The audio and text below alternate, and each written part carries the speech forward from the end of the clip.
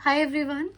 तो मैं एक न्यू सीरीज़ स्टार्ट करने जा रही हूँ जिसमें मैं CUET 2025 के लिए जितने भी इम्पॉर्टेंट क्वेश्चन हैं हर एक यूनिट से, इनफैक्ट हर एक चैप्टर से वो क्वेश्चंस डिस्कस करेंगे। तो आई होप मैं ये सीरीज़ पूरी जब तक आपके एग्ज़ाम स्टार्ट होंगे तब तक ख़त्म कर दूँगी। तो अगर आपको वीडियोस अच्छे लगे तो प्लीज़ इसे ज़्यादा से ज़्यादा बच्चों तक शेयर करना ताकि उनके लिए भी हेल्पफुल हो, और सारा वीडियो एंड जो भी आपका टॉपिक होगा वो फ्री होगा। मैंने जितने भी पेपर्स अभी तक CBT के देखे और अप्लाइड मैथ्स का जितना भी पेपर मैंने एनालाइज किया है उसी के अकॉर्डिंग मैं क्वेश्चंस लेकर आई हूँ। तो देखो, जितना मैंने पेपर देखा, पेपर टफ़ नहीं है, CBT का पेपर टफ़ नहीं है। इट्स लाइक दैट कि आप कितने नंबर ऑफ़ क्वेश्चंस अटेम्प्ट करके आते हो। तो मेरा जितना एक्सपीरियंस रहा है CBT में, बस मैं ये आपको सजेस्ट करूँगी कि आप ज़्यादा से ज़्यादा टॉपिक कवर करके जाओ, एक भी टॉपिक मत छोड़ना। क्योंकि अगर किसी भी टॉपिक से क्वेश्चन आ रहा है तो वो बहुत इजी आ रहा है, कभी भी इतना ना तो बहुत टफ नहीं आ रहा। बेसिक और मीडियम लेवल के क्वेश्चंस होते हैं। तो आई होप आप सारे टॉपिक्स कवर करके जाओ CUET के लिए, तो आपको ज़्यादा बेनिफिट होगा। तो मैं आज करवाऊंगी सबसे पहले मॉड्यूलो अरिथमेटिक। फर्स्ट यूनिट के जितने भी फर्स्ट यूनिट में आई थिंक हमारे 6 से 7 टॉपिक है। उन सारे टॉपिक से मैं अलग अलग पहले आपको टॉपिक समझाऊंगी एंड देन उसके बाद हम क्वेश्चंस अटेम्प्ट करेंगे। बस मैं एक चीज़ एक्सपेक्ट करती हूँ आप लोगों से, क्योंकि आप लोग ऑलरेडी CBSE का एग्ज़ाम दे चुके हो, 1 साल पढ़ चुके हो, तो यू नो द बेसिक्स। तो हम यहाँ पे फोकस करेंगे ट्रिक्स कि कैसे क्वेश्चन में ट्रिक अप्लाई करके हम क्वेश्चन को जल्दी से जल्दी सॉल्व करें। यहाँ पे मैं आपको पूरा थॉरो नहीं समझाऊंगी कि हम ये ऐसा क्यों कर रहे हैं। हम डायरेक्ट बस ये सीखेंगे कि क्वेश्चन को जितनी जल्दी हम सॉल्व कर सकें।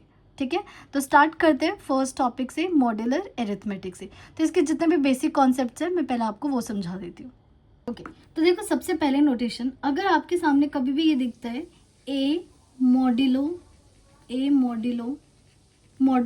एन, ठीक है, जिसको शॉर्ट फॉर्म में लिखेंगे ए मॉड एन।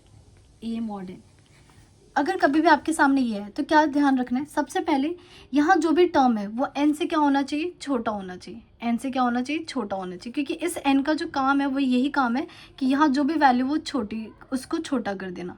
और इसका जो एक्चुअल मीनिंग होता है वो ये होता है कि बेसिकली ये आपको चाहिए रिमाइंडर। यहाँ पे क्या चाहिए, रिमाइंडर चाहिए, राइट। रिमाइंडर कब, क्या, कैसे, देखो, ये n होता है बेसिकली हम जिससे डिवाइड करते हैं, विच इज डिवाइजर। ठीक है, ए होता है हमारा डिविडेंड। और यहाँ पे आप क्वेश्चन लिखते हो, लास्ट में सॉल्व करके क्या लाते हो, रिमाइंडर लाते हो। क्लियर। अब रिमाइंडर की कुछ खास बातें होती हैं जिस पे पूरा का पूरा मॉड्यूलर अरिथमेटिक डिपेंड करता है। देखो, रिमाइंडर हमेशा सबसे पहले आर की वैल्यू 0 या 0 से बड़ी होनी चाहिए, विच इज हमेशा क्या होनी चाहिए, पॉजिटिव होनी चाहिए। हमेशा क्या होना चाहिए, पॉजिटिव। कभी भी रिमाइंडर आप नेगेटिव में नहीं लिखोगे। क्लियर। दूसरा, इस आर की जो वैल्यू है ना, हमेशा इससे डिवाइजर से, विच इज n, इससे क्या होनी चाहिए, छोटी होनी चाहिए। ना तो इक्वल ना बिगर, हमेशा छोटी। जैसे आप देखो, सिंपली जब बचपन में डिवाइड करते थे, 9 डिवाइड बाई 2 करते थे, तो हम क्या कहते थे कि 2 4 8 लो। क्यों, क्योंकि अगर 2 3 आपने 6 कर लिया तो ये 3 आ गया, विच इज हम क्या बोलते थे कि ये वैल्यू अभी भी इससे बड़ी है। इसका मतलब this is not a suitable division. हम इसे फिर क्या लिखते थे, 2 4 8 लिखते थे। 2 4 8 करते क्या आ गया, 1 आ गया। क्या ये 1 2 से छोटा है, हाँ, इसका मतलब ये वाला डिवीजन क्या है मेरा, सही है। तो वही छोटी चीज़ें जो हमने बचपन में पढ़ी थी उसे अब थोड़ा प्रॉपर तरीके से लिख रहे हैं। तो रिमाइंडर हमेशा 0 या 0 से बड़ी हो, विच इज़ ऑलवेज पॉजिटिव, ये ध्यान रखना है। और आर की वैल्यू हमेशा क्या होनी चाहिए, n से छोटी होनी चाहिए। तो ए मॉड्यूलर n कभी भी आया तो आपको सिंपली क्या करना है, डिवाइड में कभी a से मत कर देना, याद रखना जो मॉड है मैं इससे हमेशा डिवाइड कर दें, पहली चीज़। क्लियर। नाउ दूसरी चीज़, कभी भी आपको ये दिख जाए a इज इक्वल टू, और यहाँ पे 3 b मॉड्यूलो n, ये दे दे, तो इसका क्या मतलब है, इसका होता है a congruent to b। A congruent to b का मतलब, जैसे हम दो ट्राइंगल को कॉन्ग्रेंट करते थे ना कि दोनों के साइड्स और एंगल सब सेम होने चाहिए, इक्वल, और दोनों पे ओवरलैप हो जाना चाहिए, ऐसे याद रखना। इसका मतलब ये है, पहली चीज़ जो आपको याद रखनी है कि अगर आप a मॉड n करो, a मॉड n का मतलब क्या है, अब जब a को n से डिवाइड करो या b को डिवाइड करो मॉड n से, दोनों का रिमाइंडर क्या आना चाहिए, सेम। तो रिमाइंडर क्या आना चाहिए, दोनों के केस में सेम आना चाहिए, क्योंकि ये जो टॉपिक है ना, यहाँ से इससे भी क्वेश्चन पूछ लेते हैं और जो मैं सेकंड स्टेटमेंट लिखने जा रही हूँ उससे भी। सेकंड क्या कहते हैं, याद रखना ध्यान से, n डिवाइड्स n डिवाइड्स मतलब n डिवाइड करेगा किसको? अगर a में से b को माइनस कर दोगे तो n इसको पूरा का पूरा क्या कर देगा? डिवाइड कर देगा, मतलब रिमाइंडर क्या हो जाएगा? 0। तो आपको ये भी याद होना चाहिए, ये भी, क्योंकि कई बार ये वाला कॉन्सेप्ट यूज़ होगा, कभी ये वाला कॉन्सेप्ट यूज़ होगा। तो आई होप आपको ये दोनों चीज़ें याद रहेंगी। क्लियर? तीसरी चीज़ें जो पूछी जाती है इसमें हमेशा कि मान लो यहाँ पे a plus b plus c plus d और बाहर क्या है? मॉड्यूलो n है, राइट? या फिर मल्टीप्लाई हो a into b into c into d, या नेगेटिव बाहर क्या है? मॉड्यूलो n है। तो ये क्या करता है? मॉड्यूलो n सबके लिए अलग अलग ओपन हो जाएगा, और अगर प्लस है तो बीच में प्लस लगाना, मतलब a मॉड्यूलो n हो जाएगा, प्लस b मॉड्यूलो n हो जाएगा, प्लस c मॉड्यूलो n हो जाएगा, प्लस d मॉड्यूलो n हो जाएगा। और इसके बाद बाहर भी ना मॉड्यूलो n वेट करता रहेगा। किसका वेट करता रहेगा? कि क्या पता है इनको सॉल्व करने के बाद, जब सम करने के बाद वैल्यू n से बड़ी हो जाए, क्योंकि n का काम ही है कि अपने से छोटे आंसर देना, बेसिकली रिमाइंडर देना। ठीक है? इन अ सेम वे अगर मल्टीप्लाई है तो क्या लिखेंगे? a modulo n into b modulo n into c modulo n into d modulo n। और फिर बाहर फिर से कौन वेट करता रहेगा? n, कि कहीं मल्टीप्लाई करने के बाद वैल्यू n से बड़ी ना हो जाए। तो वो मैं आपको वो कॉन्सेप्ट समझा रही हूँ जो पेपर में क्वेश्चंस में ज़्यादातर यूज़ होता है। ठीक है? तीसरी चीज़। नाउ फोर्थ जो सबसे इम्पॉर्टेंट है, जब भी आपसे बोला जाता है ना कुछ ऐसा क्वेश्चन 3 की पावर 51 मॉड 7 बताओ क्या होगा, ये इस टाइप के क्वेश्चंस आते हैं। तो मैं यहाँ पे ना आपको एक ट्रिक बता देती हूँ। वैसे तो आपको इनमें अभी तक आप प्रो हो चुके होंगे, लेकिन एक क्या पता वो ट्रिक आपकी कभी हेल्प कर दे। इसको मैं एक प्रॉपर तरीके से लिखती हूँ। मान लो आपको कोई इससे क्वेश्चन करना है, ठीक है? लेट्स से इसे ले लेते हैं हम, a की पावर कोई भी है n x ले लेते हैं और मॉड n करना है। ठीक है? ऐसा कोई क्वेश्चन है, हमेशा ऐसे पावर की फॉर्म। तो देखो वो ट्रिक हर जगह वैलिड नहीं है। वैसे उसके लिए अगर थोड़ा एक्स्ट्रा पढ़ोगे तो अप्लाई कर सकते हो, बट मैं उतना ही बताऊंगी जितनी आपके पास इन्फॉर्मेशन है। सबसे पहले इस n को ध्यान रखना। अगर ये n आपका क्या है? प्राइम है। n क्या है? प्राइम। बस प्राइम ढूंढना है। अगर n प्राइम है तो ऑब्वियसली a के साथ तो प्राइम होगा ही, क्योंकि n प्राइम है मीन्स उसके फैक्टर सिर्फ एक तो 1 होगा और एक खुद होगा। अगर आपके पास n प्राइम है और जब भी ये क्वेश्चन निकालना है, ठीक है, क्योंकि देखते हो ये पावर बहुत बड़ी आ जाती है, तो आपको सिंपली क्या याद रखना है कि जैसे आप a की power, since it is a prime, right, तो आप जैसे आप a की पावर n-1 करोगे, इसका आंसर आ जाएगा 1 मॉड n। याद रखने से, ठीक है? बट ये कब वैलिड है? This is only valid if n is prime, if n is prime. जैसे अब मैं कुछ एक दो क्वेश्चन लिख देती हूँ, आप बताना वहाँ पे वैलिड है या नहीं। तो लेट्स सपोज क्वेश्चन है आपके पास 3 की पावर 50 निकालना है और यहाँ लिखा है मॉड 13। ठीक है? तो आप ये देखो, क्या 13 प्राइम है? Yes, it is a prime. तो जब ये क्वेश्चन सॉल्व करोगे तो कैसे करोगे? 3 की पावर, क्योंकि देखो यहाँ पे आपको कैलकुलेशन तो दिखानी नहीं, इट्स जस्ट MCQ, तो आपको सिर्फ आंसर जल्दी से निकालना है और क्लिक कर और चेक टिक करना है। तो 3 की power, this is a prime, तो हम क्या करते हैं? प्राइम में से एक कम कर देते हैं। तो 13 में से एक माइनस करो तो क्या आएगा? 12। 3 की पावर 12 क्या दे देगा आपको? 1 मॉड 13 दे देगा। क्या दे देगा? 1 दे दे। अब इस 12 से कहाँ तक जाना है? 40 तक। तो मैं क्या करूँगी? 3 की पावर 12 दोनों तरफ क्या कर दूँगी? क्यूब, क्योंकि आपको पता है ना इस टाइप के क्वेश्चन में हम 1 की ताक में बैठे होते हैं। 1 आ जाए, 1 से मैं फिर कहीं भी जा सकती हूँ। फिर 1 की पावर क्या कर देंगे? 3 मॉड 13। तो ये आ गया 3 की power 48 is equal to 1 mod 13। And then 50 तक जाना है, तो 3 की पावर 48 इंटू 3 की पावर 2, 3 की power 2 which is 9 mod 13। So answer is 9, क्योंकि यहाँ बन गया आपके पास 3 की पावर 50 मॉड 13। तो देख रहे हो, इतना बड़ा क्वेश्चन कुछ भी हो तो ये क्वेश्चन आसान हो जाता है, वरना पता है कि आप ना ढूंढते रहोगे, 3 की पावर 2 करोगे, 3 की पावर 3 करोगे, धीरे धीरे मूव करोगे। बट अगर आपको ट्रिक याद है तो आप ये question with in a minute ये सॉल्व कर सकते हो, राइट? और पेपर में जब आप MCQ सॉल्व करते हो तो ये थोड़ी लिखोगे बार बार मॉड 13, आप तो डायरेक्ट लिखते जाओगे, पावर चेक करती जाओगे बस। क्लियर? तो ये एक इसमें आपको हेल्प कर सकता है। डन? फिर जब अगर कभी भी आपको क्वेश्चन में बोला जाए लास्ट डिजिट निकालने के लिए, last digit of any number और एनी नंबर की पावर, तो आपको हमेशा क्या लगाना होता है? मॉड 10 निकालना। और अगर कभी भी लास्ट 2 डिजिट बोला जाए, 2 डिजिट बोला जाए तो नंबर नहीं 2 डिजिट, तो आपको क्या करना है, जो भी नंबर है उसको लगाना है mod 100। और अगर लास्ट 3 डिजिट बोला जाए तो क्या करना है आपको, last and mod 1000। Okay done. Now उसके बाद कुछ ऐसे क्वेश्चंस हैं, मैंने देखा है CUET में आया हुआ है इसलिए बता रही हूँ। इस टाइप लीनियर कॉन्ग्रुएंस से रिलेटेड, लीनियर कॉन्ग्रुएंस, ये ML अग्रवाल में है नहीं कॉन्ग्रुएंस, ठीक है, बहुत आसान है, बस एक बार पढ़ लेना। लीनियर कॉन्ग्रुएंस, तो देखो सबसे पहले यहाँ पे किसकी बात हो रही है, लीनियर की, और फिर कॉन्ग्रुएंस की बात हो रही है। लीनियर इक्वेशंस जैसे हम पढ़ते हैं ना x⁻1 वैसे ही, तो इसकी जो रिप्रेजेंटेशन होती है वो होती है AX = B mod n, ठीक है। अब यहाँ पे हम x की वैल्यू क्या करते हैं, निकालते हैं, x की वैल्यू निकालते हैं। तो यहाँ पे 3 केसेस बनते हैं, और 3 केसेस हो सकता है पहली बार टफ लगे, लेकिन एक बार लर्न करोगे तो आराम से समझ आ जाएगा। तो केस 1, ठीक है, केस 1 में ये क्या लर्न करना है आपको, कि अगर सबसे पहले याद रखो ये इंपॉर्टेंट होता है, क्यों, क्योंकि हम इसी से डिवाइड कर रहे हैं, और फिर x के साथ कौन है, a, ये इंपॉर्टेंट है, बिकॉज हमें x निकालना है, तो b को थोड़ा भी इग्नोर कर सकते हैं, लेकिन n और a इंपॉर्टेंट, बिकॉज जब हम करते तो हम भी भूल जाते हैं, तो ये मैं याद करने का तरीका बता रही हूँ, n और a इंपॉर्टेंट। आप क्या देखोगे, GCD, आई होप GCD पता होगा, GCD नहीं तो HCF किस किस का देखोगे आप, a का देखोगे और n का देखोगे, a का देखोगे और n का। तो लेट्स सपोज कोई नंबर आ गया विच इज़ d, क्या नंबर आ गया, d आ गया।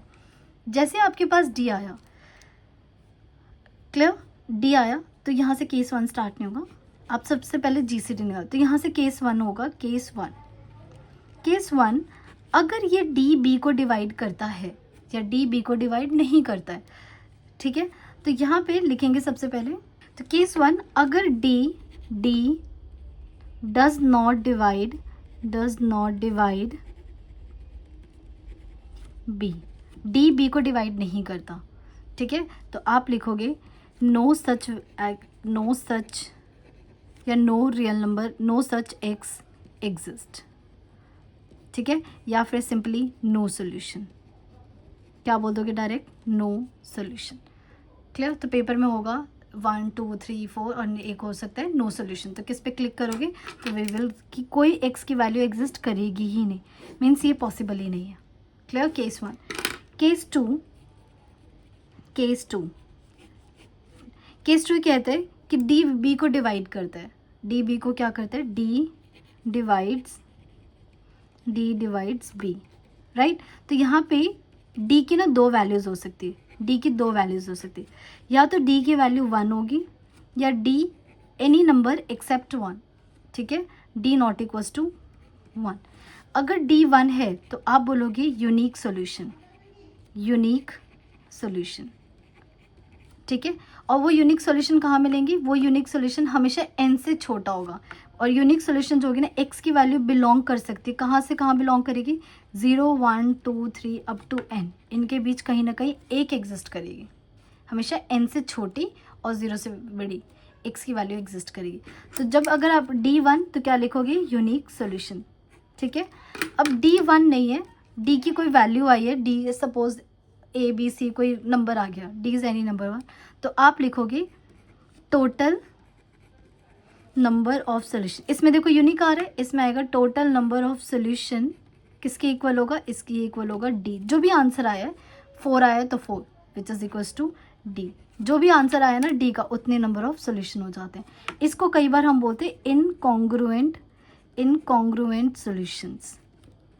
एक आया हुआ है पेपर CUET में क्वेश्चन कि tell me how many number of incongruent solution, तो जो d है विच इज़ ये क्या था हमारा, HCF था किसका, a का और n का, ठीक है। निकालने के लिए नहीं बोला जाता है क्योंकि निकालना थोड़ा मुश्किल होता है, और अगर निकालने के लिए बोला जाए तो अगेन 0 से लेके n के बीच में, 0 से n के बीच में एग्जिस्ट नहीं करता, इसका फिर एक अलग तरीका होता है, ठीक है।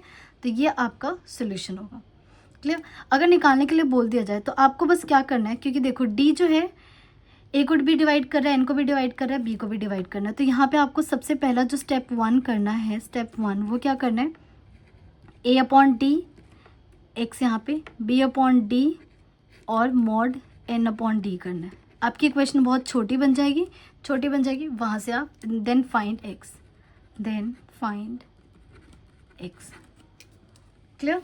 तो वैसे तो इतना डेप्थ में नहीं जाते, पर अगर गए तो देखो आपको क्या करना है, ax पहले GCD निकालना है।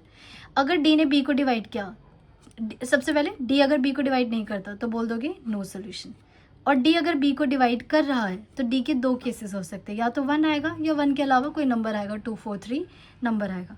अगर 1 है तो यूनिक सोल्यूशन, d के अलावा कोई और नंबर है 1 के अलावा तो उतने ही नंबर ऑफ क्या बन जाएंगे, सोल्यूशन बन जाएंगे। इसमें यूनिक सोल्यूशन निकालना, इसमें पूछ सकते हैं क्योंकि एक ही सोल्यूशन तो पूछ रहा है, तो x की वैल्यू 0 से लेके n, मतलब जो भी n है उससे हमेशा छोटे पे एग्जिस्ट करेगा।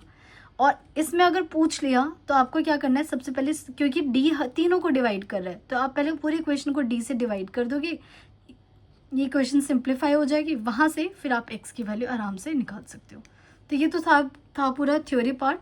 अब हम करते हैं क्वेश्चन। अब मैं आपको 4 डिफरेंट केसेस समझाती हूँ, वो डिफरेंट केसेस इन चारों में से या कोई भी 2 टाइप के क्वेश्चन या कोई भी क्वेश्चन आ सकता है। तो लेट्स स्टार्ट करते हैं। सबसे पहला अगर देखो कभी भी आपको ऐसा क्वेश्चन मिल जाए, मैं एक सिंपल एग्जाम्पल से ही समझाऊंगी। Let's suppose if I take 17 mod 3।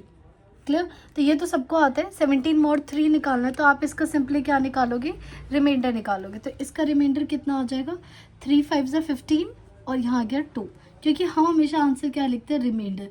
और मैंने अभी बताया आपको कि जो रिमाइंडर की जो स्पेशल बात होती है वो ये होती है कि it is always greater than 0, कि r हमेशा क्या होना चाहिए, 0 से बड़ा होना चाहिए और r हमेशा इस वाले नंबर से छोटा होना चाहिए। क्लियर? तो पहला केस सबको आता है। सेकंड केस लेते हैं। सेकंड केस में क्या होगा, ये वाला टर्म अगर नेगेटिव हो, मतलब -17 mod 3 गिवन हो, तो क्या करेंगे। अगर -17 है तो आपको क्या काम करना है, अभी नेगेटिव को छोड़ो, सबसे पहले ये नंबर है ना इसको छोटा बना लो, छोटा इन द सेंस जितना आप रिमाइंडर लिख सकते हो। तो अगर 17 को स्मॉल करोगे तो ये आएगा आपके पास -2 mod 3। सेम वही जो हम यहाँ पे करते हैं, रिमाइंडर निकाल लेते हैं, बस हम क्या लिखेंगे, नेगेटिव लिखेंगे। लिख लिया। जैसे आपकी वैल्यू इससे छोटी हो जाए, आपको बस लास्ट में क्या लिखना है, it is always equal to 3 - 2। हमेशा कोई भी नंबर हो, -7 होता तो 3 - 7 कर दी, इस वाले में से इस नंबर को माइनस कर दो, तो क्या आंसर आ गया, ये हमारे पास 1 आंसर आ गया। Clear? This is our second case. Third case होता है जब आपके पास अंदर वाली ये वाली वैल्यू क्या हो, नेगेटिव हो। तो फॉर एग्जांपल 17 mod -3, ये केस थर्ड हो गया। और एक केस 4 हो गया जब ये भी हो, -17 mod -3, ये केस हो। क्लियर? तो देखो जब आप ना ऐसे लर्न करना, ये वाला और ये केस दोनों सेम होता है और ये वाला ये केस सेम होता है। तो पहले मैं ये समझा देती हूँ आपको। सिंपली देखो, मैं ना यहाँ पे ट्रिक बता रही हूँ, एक प्रॉपर प्रोसीजर होता है डिवाइड करने का, देन रिमाइंडर निकालने का, वो नहीं बता रही। आई होप वो आप लोगों को आता होगा, वरना अभी उसकी ज़रूरत भी नहीं। आपको सिंपली क्या लर्न रखना है, सबसे पहले इस नंबर को छोटा कर दो, तो ये आ जाएगा 2 mod -3। इस नेगेटिव को इग्नोर करना और डायरेक्टली इस 17 को पहले इस 3 से, do not take negative sign, directly छोटा कर दिया। उसके बाद आपको सिंपली माइंड में क्या रखना है, ये वाला नेगेटिव ना पूरा बाहर आ जाता है, पूरा नेगेटिव बाहर। मैं लिख नहीं सकती because this is not valid, मैं सिर्फ समझाने के लिए बोल रही हूँ। तो जब भी आपका ये दोनों केस नेगेटिव हो तो what you need to do, ये वाला नंबर विच इज़ 3 एंड ये वाला नंबर 2, इनके बीच में माइनस करना है। तो क्या ये सेम केस हो गया, तो ये आ गया डायरेक्टली 1। ये मैं आपको ट्रिक बता रही हूँ, दिस इज ट्रिक। क्लियर? क्योंकि अगर वहाँ डिवाइड करने बैठोगे फिर इट्स बेटर कि यहाँ पे इस क्वेश्चन के लिए ट्रिक लर्न करके जाओ। क्लियर? और ये वाला केस जब आपके अंदर वाली वैल्यू नेगेटिव हो, ये वाला नेगेटिव हो, तो आपको क्या करना है, सबसे पहले अगेन इसको छोटा कर लो पहले, तो ये हो गया 2 mod -3, पहले छोटा। एंड जैसे आप ये वैल्यू छोटा कर देते, इसको आप डायरेक्ट आंसर लिख दोगे, जो भी आपका आंसर आया वो -2। इन सब का प्रॉपर प्रोसेस होता है। जैसे मैं इसका समझा देती हूँ कैसे आए ये। देखो 17 को हम डिवाइड कर रहे हैं किससे, -3 से। बचपन वाला कॉन्सेप्ट कि यहाँ पे कोई नंबर लिखेंगे फिर माइनस करेंगे, सेम वो करना है। अब ये अगर आपको सारे टॉपिक समझ रहा है प्लस माइनस, तो आप मेरे मॉड्यूलों की प्लेलिस्ट में जाके यूनिट 1 वहाँ से समझ सकते हो। मैं यहाँ समझा देती हूँ। अगर देखो यहाँ पॉजिटिव है तो मुझे यहाँ पॉजिटिव नंबर लाना है, तो यहाँ मैं किससे मल्टीप्लाई करूँगी। अगर मैं 5 से करूँगी तो -15 आएगा, तो इसलिए मुझे किससे करना पड़ेगा, -5। देखो क्वोशंट नेगेटिव पॉजिटिव हो सकता है but remainder should always be positive. तो यहाँ पे हो गया 15, 3 5 ज़ा 15, अब माइनस करेंगे तो क्या आंसर आ गया 2, तो रिमाइंडर आ गया 2। ऐसे सेम इसमें भी डिवीजन होता है, इसमें डिवीजन आसान था तो मैंने आपको समझा दिया। तो ये 4 केसेस हैं, आपको लर्न करना है। कभी ये पॉजिटिव पूछ सकते हैं, ये दोनों नेगेटिव हो सकते, एक नेगेटिव हो, फिर क्या पता ये नेगेटिव हो और कई बार दोनों नेगेटिव। तो ये 4 केसेस आप लर्न करोगे। Now let's move to the question directly. अगर वहाँ पे कुछ नई चीज़ें आती है तो मैं आपको वहाँ पे एक्सप्लेन कर दूंगी। नाउ स्टार्ट करते हैं फर्स्ट क्वेश्चन से। ये क्वेश्चन है आपका टाइम से रिलेटेड, और ये CBSE का भी फेवरेट क्वेश्चन और CUT का भी फेवरेट क्वेश्चन है, ऐसा क्वेश्चन आता ही है। तो फर्स्ट क्वेश्चन में बोला है what time it is in 79 hours, 79 लिखा हुआ है। If it is 4 AM right now, कि अभी कितने बज रहे हैं, 4 बज रहे हैं, सुबह के 4 बज रहे हैं, तो 79 आवर्स बाद क्या होगा। तो हमें ये पता है, देखो हमेशा याद रखना आवर्स कितनी देर में रिपीट होता है, आफ्टर एवरी 24 आवर। तो जब भी आवर्स का क्वेश्चन हो तो हम what ever the number given here हम हमेशा लिखते हैं मॉड्यूलो 24। कभी भी डेज़ की बात हो, डेज़ मंडे ट्यूसडे, तो हमें पता है after every 7 days days are repeating, तो हम लिखेंगे मॉड 7। कभी भी मंथ्स की बात हो कि कौन सा मंथ है, तो हम हमेशा लिखेंगे मॉड 12। ये चीज़ें याद रखनी, क्लियर। तो अब हम लिखेंगे 79। सबसे पहले देख लेते हैं 79 आवर्स का क्या मीनिंग है। 79 आवर का मतलब है 79 मॉड 24। तो ये होता है 24 3 जा 72, 72 करोगे तो यहाँ से आ गया 7 मॉड 24, 7 मॉड 24। इसका मतलब कि 79 आवर्स का मतलब है पूरे सिर्फ 7 इज़ द रिमाइंडर। कितना रिमाइंडर है, 7 रिमाइंडर। जैसे एक एग्जांपल देती हूँ, मान लो अगर अभी 6 बज रहे हैं, सुबह के 6 बज रहे हैं, 24 घंटे बाद क्या होगा, 24 घंटे बाद भी 6 बज रहे होंगे, 48 घंटे बाद भी 6, तो हर 24 के मल्टीपल के बाद 6 ही बज रहे होंगे, दिन के 6। बट अगर मैंने कहा 25 घंटे बाद बताओ, तो 25 घंटे का मतलब 24 घंटे में तो 6, 1 घंटा एक्स्ट्रा है, इसका मतलब 7 बज रहे हैं। तो जो रिमाइंडर आता है हम उसमें क्या कर देते हैं, उस अपने नंबर टाइम में ऐड कर देते हैं। तो 7 में ऐड करेंगे 4 AM, 4 AM में आप ऐड कर दो 7 आवर्स। करो ज़रा कितना आ जाएगा, तो डायरेक्टली ऐड कर दो, 7 और 4 कितना हो गया, 11 हो गए। तो इसका मतलब 11, और ये देखो AM था दिन का, तो उसमें ज़रा 7 आवर्स अपने दिमाग में ऐड कर लो या कैलकुलेशन कर लो, तो ये हो जाएंगे 7 AM। So what is the correct answer, C is the correct option. ऐसे ही सेम क्वेश्चन आपके लिए डेज़ के लिए भी पूछ सकते हैं, मंथ्स के लिए भी पूछ सकते हैं, तो आप इन तीनों टाइप के क्वेश्चन की प्रैक्टिस कर लेना, क्लियर। नाउ सेकेंड क्वेश्चन है x इक्वल्स टू -4 मॉड 3। तो ये अभी मैंने आपको 4 केसेस डिस्कस किया है जिसमें हमारा क्या है, ये वाला टर्म नेगेटिव है, तो ये तो फिर भी बच्चों को याद हो जाता है।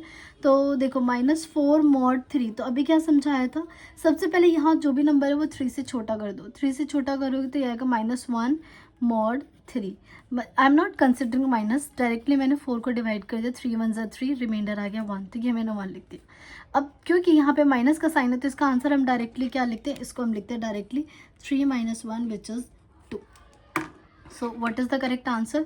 लेकिन यहाँ पे कहीं भी ना 2 नहीं दे रखा और -2, ये मत सोच लेना ऑप्शंस आर इनकरेक्ट, यहाँ पे कुछ और लॉजिक हो सकता है। -2 नहीं होगा। अब आपको ये देखो इन तीनों में से किसको डिवाइड करने पे 2 आंसर आ रहा है। 3 को 12 को डिवाइड करो 3 से 0 आएगा, 19 को करोगे तो 3 6 ज़ा 18, 1 रिमाइंडर आ रहा है। 35 को करना ज़रा, अगर मैं 35 को डिवाइड करती हूँ 3 से, 3 1 ज़ा 3, 5 एंड 1 ज़ा 3, 2, क्या 2 रिमाइंडर आ रहा है, यस। तो D is the correct option, ठीक है। तो ऐसा भी हो सकता है कि 2 की बजाय आपको कोई और नंबर दे दे, तो वो ध्यान में रखना है, क्लियर। नाउ थर्ड क्वेश्चन में या तो देखो आप ट्रिक अप्लाई कर लो जो मैंने अभी भी समझाया था। और क्या समझाया था, देखो हमें निकालना है 5 की power 61 mod 7। And I would suggest, देखो अब आप ना धीरे धीरे हायर स्टडीज़ कॉलेजेस जा रहे हो, अब आपको एंट्रेंस वगैरह देना ही पड़ेगा, तो हमेशा ना ट्रिक की थोड़ी आदत डालो। अपना सब्जेक्टिव भी स्ट्रांग होना चाहिए और आपको ट्रिक भी अप्लाई करना आना चाहिए, और ट्रिक आप तभी बना पाते हो जब आपका सब्जेक्ट बहुत स्ट्रांग होता है, ठीक है। तो अब यहाँ पे देखो मॉड 7, हमेशा 7 प्राइम नंबर है, तो मैंने क्या समझाया था, जब उस नंबर से एक कम पावर करोगे तो हमेशा क्या आंसर आता है, 1 आता है। तो मैं डायरेक्ट ट्रिक यूज़ कर रही हूँ। तो देखो ये हमें फाइंड करना है, तो लेट्स 5 की पावर 7 में से माइनस करो, तो मैं लिख देती हूँ ताकि याद रहे, 7 - 1 विच इज़ 6। ये क्या देगा आपको, 1 आंसर देगा, 1 मॉड 7। तो 5 की पावर 6 क्या हो गया 1 मॉड 7। और रिमाइंडर के केस में we always look for either 1 और -1, तो हमें 1 मिल गया। अब मुझे कहाँ तक जाना है 61 तक जाना है।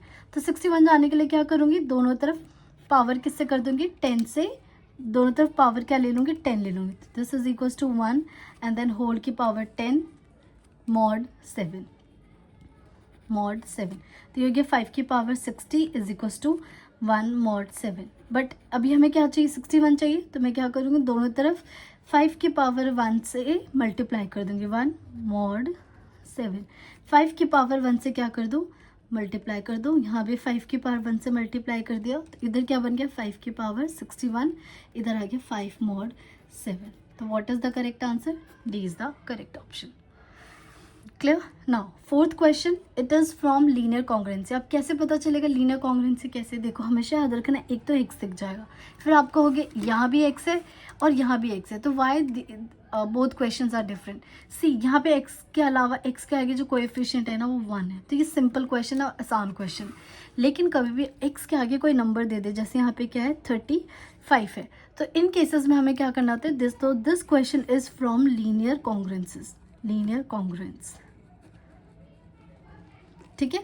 सो क्या करना है, मैंने क्या समझाया था, कौन इंपॉर्टेंट होता है, एक ही 35 और एक ही 21। चेक करो ज़रा जीसीडी हम अगर 35 का और 21 का निकालेंगे तो ये आएगा कौन सा नंबर, 7 दिख रहा है, 7 3 ज़ा 21, 7 5 ज़ा 35, तो 7 इज़ दी जीसीडी। फिर क्या बताया था कि 7 इस नंबर को डिवाइड कर रहा है, यस, तो लिखेंगे 7 क्या कर रहा है, 7 डिवाइड्स 14। तो इसका मतलब कितने सॉल्यूशन होंगे, जितना जीसीडी आता है उतने ही नंबर ऑफ सॉल्यूशंस होते हैं। तो क्वेश्चन देखो क्या पूछा है, हाउ मेनी नंबर्स, आपसे क्या नंबर पूछा है, इनकॉन्ग्रुएंट सॉल्यूशन मतलब कितने सॉल्यूशन एग्जिस्ट करेंगे, तो कितने सॉल्यूशन एग्जिस्ट करेंगे जितनी जीसीडी आती है, क्या यहाँ पे 7 है, यस, तो B is the correct option. अच्छा, इसी में मैं आपको एक क्वेश्चन प्रैक्टिस करवा देती हूँ। अगर मान लो मेरा क्वेश्चन है 5x is equals to 7 mod 10, 7 mod 10, clear. तो अब एक बात बताओ, what is the GCD of 5 and 10, 5 और 10 का जीसीडी कितना आ रहा है, 2 आ रहा है, right, and 2 does not divide 7। अच्छा, ये जो साइन होता है डिवाइड्स का होता है, तो 2 7 को डिवाइड नहीं करता, इस केस में आप बोलोगे no solution, no solution, clear. एक लास्ट केस और यहाँ पे समझा देती हूँ। अगर मान लो मैं क्वेश्चन देती हूँ 3x is equals to 4 mod 2, 4 mod 2, clear. तो अब बताओ 4 मॉड 2 देती हूँ, तो यहाँ पे जीसीडी ऑफ 3 एंड 2 क्या है, 1 है, जीसीडी 3 एंड 2 क्या है, 1, एंड 1 किसको डिवाइड करता है, 4 को, 1 डिवाइड्स 4, इट मीन्स, और क्योंकि 1 आया तो क्या लिखेंगे, unique solution, unique solution, clear. तो ये कुछ जो हमने क्वेश्चन टॉपिक डिस्कस किया था उससे रिलेटेड 3 टाइप के क्वेश्चन बनते हैं, वो तीनों मैंने आपको समझा दिया। 5th क्वेश्चन, वैसे तो देखो ये क्वेश्चन बहुत बड़ा है क्योंकि हर एक के लिए आपको रिमाइंडर निकालना है, देन ऐड करके फिर चेक करना है, लेकिन मैंने क्वेश्चन इसलिए डाल दिया ताकि आपको इस टाइप के क्वेश्चन की प्रैक्टिस हो जाए। देखो अगेन 7 आया, और क्या 7 जो है वो हमारा प्राइम है, दिस इज प्राइम। तो प्राइम के लिए हमारे पास ट्रिक है कि प्राइम की पावर में से 1 माइनस कर दोगे तो वो क्या दे देगा, 1 देगा। तो सबसे पहले मैं 2 की पावर 20 के लिए निकालती हूँ, 2 की पावर 20 मॉड 7 फाइंड करते हैं, क्लियर। तो हमें पता है 2, 7 में से माइनस करेंगे 6, 2 की power 6 will give me 1 mod 7। आप ना चेक भी कर सकते हो, 2 की power 6 is 64 and 7 9 is 64, 1 is the remainder, तो वैसे भी कर सकते हो। 1 आ गया, अब बताओ कहाँ तक जाना है, 20 तक जाना है। क्या मैं 6 से 20 तक डायरेक्ट पहुँच पाऊंगी, किसी भी नंबर से मल्टीप्लाई कर लो, 20 नहीं पहुंच पाऊंगी, बट यस मैं 20 के पास पहुंच जाऊंगी विच इज़ 18। तो 2 की पावर 6 और मैंने क्या किया, दोनों तरफ 3 ले लिया, 1 की पावर 3 मॉड 7, तो ये हो गया 2 की पावर 18 विच इज़ 1 मॉड 7। और ऑब्वियसली बात है जब आप पेपर में करोगे तो बार बार मॉड 7 थोड़ी लिखोगे, ये प्रैक्टिस में आ जाता है कि हाँ मॉड 7 है, जल्दी जल्दी करेंगे। अब कितना चाहिए, 2 की पावर 20, तो यहाँ पे लिख दो 2 की पावर 20, कितने से मल्टीप्लाई किया आपने, 2 की पावर 2 से क्या होगा, विच इज़ 4 मॉड 7। तो क्या है 4 ऑलरेडी 7 से छोटा है, तो आंसर क्या आ गया, यहाँ से 4 आ गया। सिमिलरली 3 की पावर 30 है, तो मैं अब डायरेक्ट लिख रही हूँ 3 की पावर 6 क्या देगा, 1 मॉड 7। क्या मैं डायरेक्ट 30 तक पहुँच पाऊँगी, नहीं पहुँच पाऊँगी, 6 4 ज़ा 24, 6 5, हाँ पहुँच तो गए, डायरेक्ट 5 से कर लो। 3 की पावर 6 इंटू 5 एंड 1 की power 5 equal to sorry 1 mod 7, तो यहाँ से क्या आ गया 1 आ गया, और यहाँ से 3 की पावर 60, यहाँ पे क्या रिमाइंडर आ गया 1। नाउ अब चेक करते हैं 4 की पावर 40 के लिए, तो मुझे पता है डायरेक्ट 4 की power 6 will give me 1 mod 7। कहाँ तक जाना है 40 तक, 6 6 36, पावर 6 ही कर सकते हैं, तो यहाँ 6 and whole to the power 6 is equal to 1 की पावर 6 मॉड 7। तो ये तो हो गया 4 की पावर 36 1 मॉड 7। अब मुझे कितने पावर की ज़रूरत है, 4 की पावर 36 इंटू में 4 की पावर 4 की पावर 4। अच्छा बताओ 4 की पावर 4 डायरेक्ट याद है 256 होता है। वैसे लेट्स सपोज अगर आपको याद नहीं है तो मैं इसकी भी एक सिंपल सी ट्रिक बता देती हूँ। क्या 4 की पावर 4 का 4 की पावर 2 इंटू 4 की पावर 2 लिख सकते हो, ठीक है, मॉड 7, राइट। 4 की पावर 4 16 होता है, 16 को लिख देती हूँ, लेकिन ये चीज़ें अब आपको दिमाग में करनी चाहिए। 16 मॉड 7, 16 4 टू 7 टू जो 14, तो यहाँ से क्या आ गया 2, 7 टू जो 14, यहाँ से क्या आ गया 2 मॉड 7, तो यह आ गया 4 मॉड 7। 4 की पावर 40 इज गिविंग मी 4 की पावर 4। इसी तरीके से 5 की पावर 50, 11 की पावर 7 निकालोगे और आप आंसर निकालोगे। मैं आंसर बता देती हूँ, इसका आंसर क्या आएगा आप चेक कर लेना। मैं लिख देती हूँ 5 की पावर जब आप 50 निकालोगे तो इसका जो आंसर आ रहा है वो फिर से 4 आ रहा है। 11 की पावर जब 7 निकालोगे तो ये आपके पास आएगा फिर से 4, ठीक है। तो ओवरऑल जो आंसर आ गया देयरफॉर टोटल आंसर 2 की पावर 20 के लिए 4, 3 की पावर 6 के लिए 1 और 4 की पावर 60 के लिए 4, 5 की पावर 50 के लिए 4 प्लस 4 एंड सब के आगे फिर से कौन लगा बैठा होता है, मॉड 7 होता है। तो ये क्या 1 2 3 16 प्लस 1 17, 17 को 7 से करोगे तो क्या आएगा 3 आंसर डालेगा, क्योंकि 7 टू 14 और 3 रिमाइंडर आ जाएगा, ठीक है। तो ये दोनों आप खुद चेक करोगे, मैं लिख देती हूँ this is for you, check कर लेना। क्लियर। नाउ 6 क्वेश्चन देखो, ये आ ही गया हमारे पास नवंबर वाला केस, मंथ वाला। Which month is it 721 months from now if this month is नवंबर। अभी क्या चल रहा है, नवंबर चल रहा है, तो 721 मंथ्स बाद क्या होगा। तो पहले मैं ये देख लेती हूँ 721 में रिमाइंडर कितना बच रहा है। तो 721 जब भी मंथ्स की बात हो तो हम निकालते हैं मॉड 12, ठीक है। तो देखो 7 6 70 सॉरी 12 6 72, तो 1 is going to be the remainder, 1 remainder आ गया। फिर जो रिमाइंडर आता है हम अपने मंथ में क्या कर देते हैं, ऐड कर देते हैं। तो नवंबर में अगर एक मंथ ऐड कर दोगे तो क्या आंसर आएगा, दिसंबर। So December is the correct option. Now 7th अच्छा क्वेश्चन है, x equals to 4 mod 3 then the positive values of x are. x की क्या क्या वैल्यूज, इसे ऐसे रीड करते हैं, x की क्या क्या वैल्यूज होनी चाहिए सो दैट आपका रिमाइंडर हमेशा क्या है 4 आए, इसका ये मतलब होता है। अब यहाँ पे सोचने बैठोगे ना, इससे better go with the options को डिस्कार्ड करना शुरू करो। मान लो मैं यहाँ 4 पुट करती हूँ, तो ऑलवेज रिमेंबर अगर ये वैल्यू बड़ी नहीं है, अगर ये वैल्यू बड़ी है तो सबसे पहले आप उसको छोटा करोगे, क्योंकि मॉड का काम ही है उसको छोटा करना। मॉड को अपने से बड़ी वैल्यू पसंद ही नहीं है, तो वो हमेशा क्या कर देता है, उसको छोटा कर देता है। तो 4 इज़ ऑलरेडी स्मॉलर देन 7, तो एक काम तो हमारा ऑलरेडी हो रखा है। अब आप ऑप्शन से देखना शुरू करो। अगर मैं 4 पुट करती हूँ तो सही है, 4 इसको सेटिस्फाई करेगा। अगर 11 पुट करती हूँ तो 11 मॉड 7, अच्छा ये मैंने अभी समझाया था आपको कि AB मॉड 7, यहाँ से 2 चीज़ें याद रखनी है। पहली चीज़ याद रखनी है, इसका ये मतलब है कि A mod 7 will give you same as AB mod 7। अच्छा ये चीज़ समझनी है तो ऐसे याद रख लो, जब A को 7 से डिवाइड करोगे तो जो रिमाइंडर आएगा वो सेम होगा जब B को 7 से डिवाइड करोगे। तो दोनों के केस में जो रिमाइंडर होता है वो क्या होता है, सेम होता है। तो यहाँ पे कौन से नंबर्स लोगे जिसका रिमाइंडर क्या आने वाला है 4।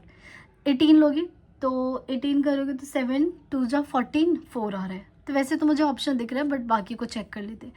11 करोगे तो 4 आ रहा है, 18 करोगे तो 4 आ रहा है, बट 25 करोगे तो 7 3 जा 21, ये भी 4 आ रहा है। लेट्स सी कौन सा सही है। ये सही है, लेकिन क्या इसमें 4 है, इसने तो सारी पॉजिटिव वैल्यूज पूछी है ना, 4 नहीं है ना, इसलिए ये हमारे गलत हो गया। क्यों, क्योंकि 4 की क्या गलती है, 4 भी तो होना चाहिए। This is wrong. ये 4 है, 8 है, विच इज़ 8 नॉट ट्रू, क्योंकि यहाँ पे 8 पुट करोगे तो 8 के साथ रिमाइंडर 1 आता है, इसके साथ रिमाइंडर 1 आएगा, तो ये गलत। C 8 अगेन गलत, तो हमारा करेक्ट ऑप्शन A हो गया। क्लियर। 8th क्वेश्चन, ऐसे क्वेश्चंस में तो अभी तक आप एक्सपर्ट हो गए होंगे। इसमें मैं निकालना है लास्ट 2 डिजिट्स ऑफ दिस, मतलब जब भी लास्ट 2 डिजिट बोले इसका मतलब मॉड्यूलो 100। 4 यहाँ मल्टीप्लाई है 6 7 8 9 और यहाँ लगेगा मॉड्यूलो 100। क्लियर। तो हमें पता है जब मॉड्यूलो 100 करते तो लास्ट वाला नंबर ही डायरेक्ट आ जाता है। तो इसको करेंगे तो 95 आएगा, इसको करेंगे तो 89 आएगा और लास्ट में फिर से क्या है मॉड्यूलो 100। अच्छा कुछ यहाँ देखो, ऑब्वियस बात है, अभी तक तो आप समझ गए होंगे कि इन दोनों को मल्टीप्लाई करना ही नहीं, हमें मल्टीप्लाई नहीं करना सीखना, हमें मॉड्यूलो का यूज़ करना सीखना है। तो मॉड्यूलो मल्टीप्लाई हो, डिवाइड हो, प्लस हो, सबके लिए ओपन हो जाता है। तो इसके लिए 95 आ गया, इसके लिए 89 आ गया। Now you need to multiply 95 and 89। Exam अगर मान लो मैं एग्ज़ाम में बैठी होती तो मैं ये स्टेप भी नहीं करती, डायरेक्ट मैं क्या करती, यहाँ से 95 और यहाँ से 89 इन दोनों को मल्टीप्लाई करना शुरू कर देती और फिर ज़्यादा मल्टीप्लाई तक भी नहीं चाहती। जैसे यहाँ पे 9 5 ज़ा 45, तो इसका तो ये मतलब है 5 तो आने वाला है, तो कौन सा ऑप्शन कर, अच्छा 1 2 3, चलो यहाँ एग्जामिनर चालाक निकला, उसने सारे फर्स्ट डिजिट 5 दे दिया, तो 23 तो होगा ही नहीं, बट इन तीनों में से कुछ भी हो सकता है। तो we need to do complete multiplication. 5 1 ज़ा 45 4, 9 9 ज़ा 81 85, देन 8 5 ज़ा 40 तो 0। अब आगे मैं करूँगी ही नहीं, क्यों नहीं करूँगी, क्योंकि मुझे पता है ऐड करने पे क्यों टाइम वेस्ट करना। 55 आ गया, सो 55 इज़ द करेक्ट ऑप्शन। तो कहाँ है 55, बी करेक्ट है। तो यहाँ पे आपको ऐसे अपनी स्पीड बढ़ानी है। क्लियर। नाइन्थ पता नहीं क्यों ये मेरा फेवरेट क्वेश्चन, मुझे अच्छा लगता है ये वाला क्वेश्चन। आपसे बोला x is a odd integer, तो x स्क्वायर की वैल्यू हमेशा क्या आएगी। अब ऐसे देखो ये सॉल्व करना तो आप लोगों के लिए आसान नहीं है, तो आप सिंपली क्या करो, एक एग्जांपल ले लो। यहाँ पे क्या बोला है ऑड इंटीजर, तो take any number, let's say मैंने 3 ले लिया, तो ऑड, तो 3 का स्क्वायर क्या हो गया, 3 का स्क्वायर विच इज़ 9, 9 मॉड 8 करोगे, 9 मॉड 8 तो क्या आ रहा है 1 आ रहा है। एक दो और चेक कर लेते, कोई अलग नंबर ले लेते, let's suppose I am taking 11, तो 11 का स्क्वायर करेंगे, 11 का square will give me 121, 121 mod 8 तो 8 1 ज़ा 8, 4 0, 8 5 ज़ा 40, तो येस आंसर 1 आ रहा है। तो हर बार मेरा आंसर क्या आ रहा है 1, तो A is the correct option. Clear. Now last digit निकालना है 18 की पावर, लास्ट डिजिट बोला हुआ है राइट, तो इसका मतलब हमें निकालना है 18 की पावर 22 एंड देन मॉड 10। ये हमें क्या करना है, फाइंड करना है। तो हम धीरे धीरे मूव करेंगे। अच्छा क्या वो ट्रिक यहाँ पे एप्लीकेबल है, नहीं, रीज़न इज़ क्योंकि 10 जो है is not prime, so that trick is not applicable है। आपको प्रॉपर अपना जो सीख कर आए वही करना हो।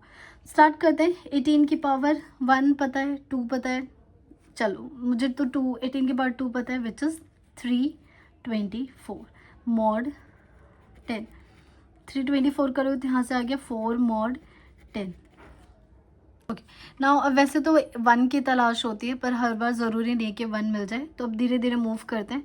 18 की पावर 2, अब मुझे बता 4 की हाईएस्ट कितनी पावर तक पता है, 4 की पावर 4 तक पता है विच इज़ 256, नहीं पता स्क्वायर तक चले जाओ या क्यूब तक चले जाओ।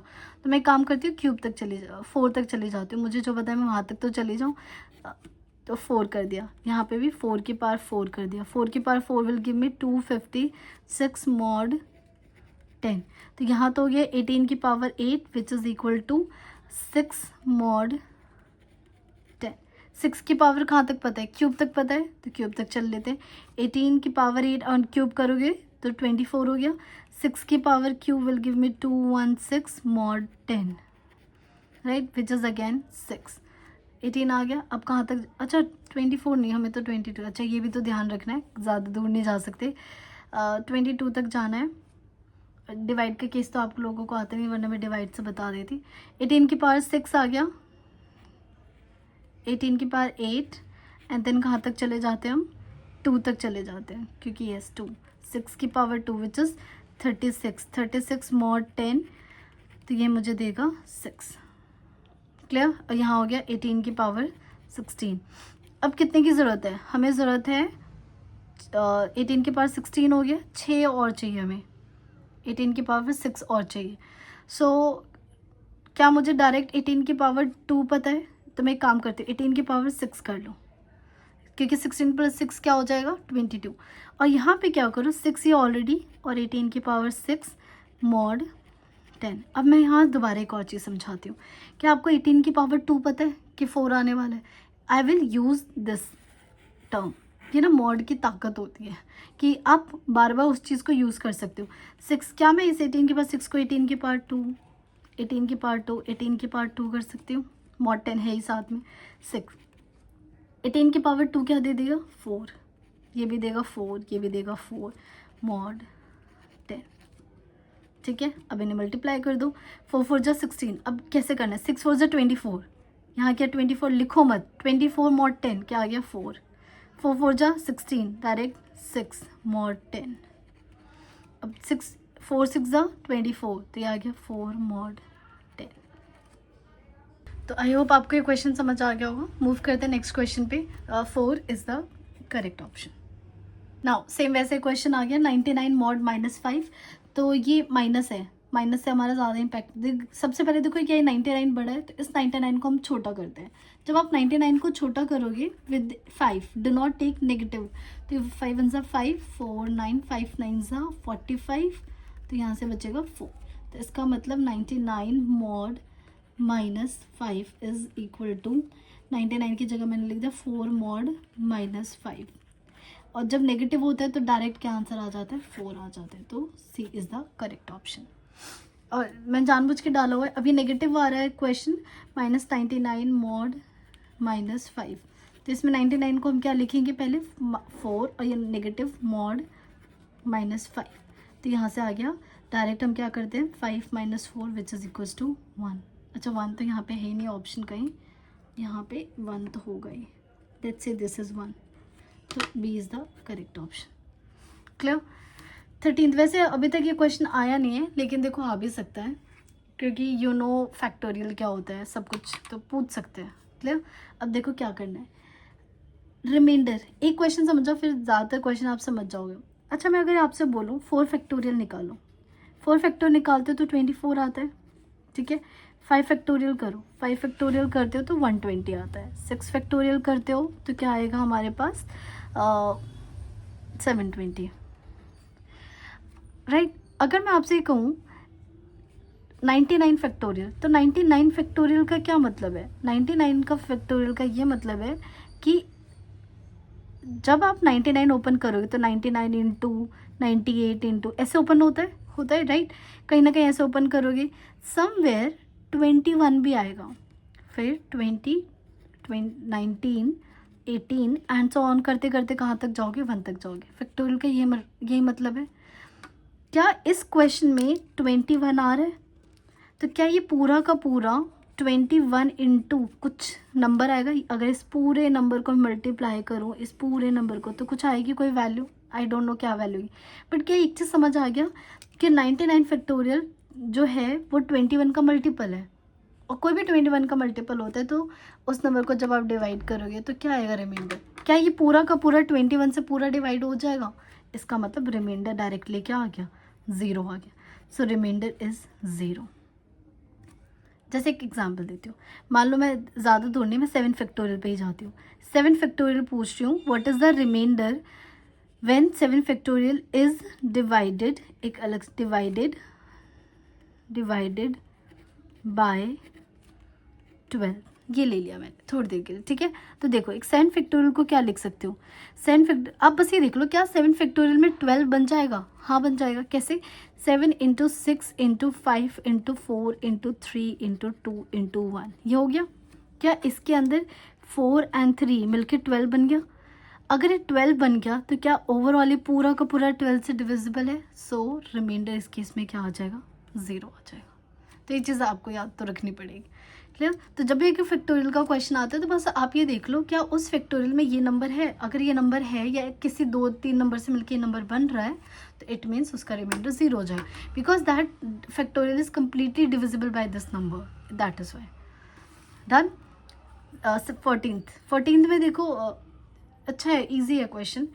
एक लाइब्रेरी है जिसमें टोटल 60 शेल्व्स हैं और 24 बुक्स हैं, मतलब टोटल 1 2 3 ऐसे करके 60 शेल्व्स हैं, और उन सब में यहाँ पे 24 बुक्स है, यहाँ पे 24 है, यहाँ पे 24 है, यहाँ पे 24 है, and the books are rearrange so that the each shelf ना होल्ड्स 8 बुक। अब ये जो मैंने 24 रखा था मैं हटा के मैं चाहती हूँ हर शेल्फ में 8 बुक्स हों। कितने बुक्स हो, 8 books. Then how many books will not fit on any shelf. इसका मतलब जितने भी टोटल बुक्स होंगी, जब मैं यहाँ पे 8 पुट करूँगी तो पूरा जब 60 यूज़ कर लूँगी तो कितने एक्स्ट्रा बच जाएंगे, कितने एक्स्ट्रा बच जाएंगे। तो ऐसे क्वेश्चन हम मॉडलो यूज़ करते हैं और बहुत करवाते हैं इस टाइप के क्वेश्चन को। तो देखो पहले ये बताओ टोटल नंबर ऑफ़ बुक्स कितने हो जाएंगे। Total number of books, total कितनी शेल्फ्स हैं, 60, हर एक पे कितने हैं, 24, तो टोटल हो जाएगी 16 × 24। अब आप क्या 8 का पेयर बना रहे हो, राइट। 8 का जो पेयर बना रहे हो तो इसका मतलब जो बचेगा वो रिमाइंडर हो जाएगा। तो क्या ऑटोमेटिकली इसका जो आंसर है नॉट फिट वाला, जो आंसर है डायरेक्ट लिख नॉट फिट, क्या वो इसका मतलब ये है कि 60 × 24 जो मैं मल्टीप्लाई नहीं करूँगी because I have a mod बहुत आसान कर देता है 8। मॉड 8 क्या कहेगा, प्रॉपर वो 8 से जितने होंगे वो बना देगा और रिमाइंडर बताएगा। ये क्या बताएगा मुझे, रिमाइंडर बताएगा। तो रिमाइंडर देख लेते हैं। 8 3 ज़ा 24 होता है, इसका करोगे 60 mod 8 इंटू में 24 mod 8। 24 mod 8 कितना होता है, 0, क्योंकि पूरा डिवाइड हो जाते हैं 0। 0 इंटू कुछ भी करो क्या आंसर आ गया 0। इसका मतलब एक भी रिमाइंडर नहीं, सारे के सारे बुक्स 8 में डिवाइड होके शेल्फ पे लग जाएगी, सब में पूरी 60 में शेल्फ पे 8 लग जाएगा, बस ये मतलब है। क्लियर। So answer is 0। ऐसे क्वेश्चन नंबर 15 है, और hall has 48 rows with 20 chairs in each row। तो टोटल, पहले टोटल चेयर निकालो because we would need it. Total chair कितना हो गया, 48 × 20। The chair are rearrange so that each row now contain 7 chairs. Total 7 chairs चाहिए हमें अब हर एक रो में। How many chair will be left अनअरेंज्ड, कितने लेफ्ट चेयर है जो बच जाएंगे, जो रो से बाहर चले जाएंगे, जो रोज में फिट नहीं होंगे। तो अनअरेंज का मतलब, इसका मतलब वी वांट 48 × 20 मॉड कितना 7 का पेयर बन के रिमाइंडर बचेगा। ठीक है, तो अब इन दोनों का अलग 48 7 करोगे तो 7 6 = 42, तो यहाँ से 6 आ गया। 7 2 = 14, यहाँ से 6 आ गया। मॉड 7, 6 6 = 36, तो डायरेक्ट 1 मॉड। मतलब सिर्फ एक चेयर है, एक चेयर होगा जो बाहर होगा, तो इसका मतलब D is the correct option. Clear. Now 16th question, अच्छा क्वेश्चन है, अभी तक अगेन आया नहीं है लेकिन आ सकता है, हमें तो सब कुछ प्रिपेयर करना होता है। What is the unit digit of this power plus this. ठीक है, तो पहले मैं एक बार इसको डिस्कस करती हूँ। एक बार बताओ 11 × 11 करोगे क्या आता है, 1 2 1। 11 × 11 × 11 करोगे तो आएगा 131। क्या यहाँ पे यूनिट डिजिट 1 के अलावा कभी कुछ आने वाला है, चाहे 10 बार करो, 11 बार करो, 100 बार करो, हर बार 1 की कोई भी पावर करोगे तो you will always get 1 as a remainder, yes और नो। तो इस 1 1 1 कुछ भी 1 1 1 ले लो, डजेंट रियली मैटर, क्योंकि रिमाइंडर तो हमेशा लास्ट वाला जो टर्म है वो ये नहीं आएगा ना, लास्ट वाला हमेशा क्या आने वाला है, 1 आने वाला है। तो इसका मतलब यहाँ तो यूनिट डिजिट क्या आने वाली है हमेशा, unit digit is always going to be 1। अब इसको ब्रेक डाउन करते हैं एक बार ज़रा। 4 फैक्टोरियल अभी हमने निकाला था, क्या आया था 24। 5 फैक्टोरियल करेंगे तो ये आया था हमारा 120। 6 फैक्टोरियल आया था 720। 7 फैक्टोरियल कुछ भी करोगे 7 × 7 2 0 करोगे तो 0 आएगा, रिमाइंडर नहीं यूनिट डिजिट। क्या 5 फैक्टोरियल के बाद कोई भी नंबर लोगे तो यूनिट डिजिट हमेशा 0 आने वाला है 0। अगर हर बार यूनिट डिजिट 0 आने वाला है तो इसका जो यूनिट डिजिट है वो क्या हो गया, यूनिट डिजिट बिकम 0। तो यहाँ से 1 आ रहा है, यहाँ से 0 आ रहा है, 1 + 0, क्योंकि यहाँ पे क्या हो रहा है, एडिशन हो रहा है, तो इसका मतलब 1 is going to be the unit digit. Again हो जाता है कई बार, 1 इज़ द ऑप्शन, इसको लेट्स से 1 ले लेते हैं, तो A is the correct option.